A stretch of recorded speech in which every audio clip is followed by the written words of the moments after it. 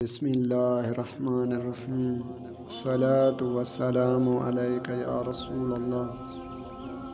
حضرت عبداللہ بن مبارک رضی اللہ تعالی عنہ فرماتے ہیں کہ میں ایک سال حج پر گیا۔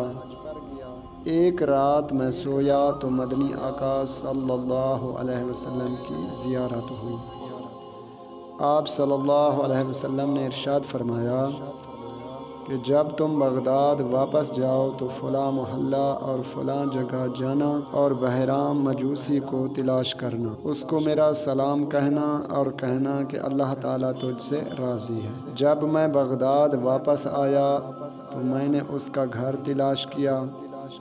وہاں ایک بوڑھے سے میری ملاقات ہوئی تو میں نے اس سے پوچھا کہ تو ہی بہرام مجوسی ہے؟ اس نے جواب دیا، ہاں۔ میں نے دریافت کیا کہ کیا تو نے کوئی نیک کام کیا ہے؟ اس نے کہا، ہاں، میں نے 10-12 غلام آزاد کیے ہیں۔ میں نے کہا، یہ کچھ نہیں، اس کے علاوہ کوئی اور بتا۔ اس نے بتایا کہ میرے 4 بیٹے اور 4 بیٹیاں ہیں۔ میں نے اپنے خاندان میں ان کی شادی کر لی تھی اور ولیمہ میں 1000 مجوسیوں کو کھانا کھلایا تھا۔ میں نے پھر کہا، یہ بھی کچھ نہیں، کچھ اور بتا۔ اس نے کہا کہ جس رات میری شادی ہوئی تمہارے دین کی ایک عورت میرے پاس آئی اور میرے چراغ سے اپنا چراغ جلایا۔ جب پلٹی تو وہ بجھ گیا۔ وہ پھر جلانے آئی، جلانے کے بعد باہر نکلی کہ وہ پھر بجھ گیا۔ وہ تیسری مرتبہ آئی اور چراغ جلایا لیکن وہ پھر بجھ گیا۔ پھر وہ اپنے گھر کی جانب روانہ ہو گئی۔ میں نے سوچا کہ شاید یہ لٹیریوں کی جاسوس ہے۔ میں اس کے پیچھے چلا۔ وہ عورت اپنے گھر میں داخل ہو گئی۔ اس کی کئی بیٹیاں تھیں۔ انہوں نے اپنی ماں سے کہا، اماں جان، کیا ہمارے لیے کچھ لائی ہو؟ اب تو بھوک پر صبر کی طاقت نہیں رہی۔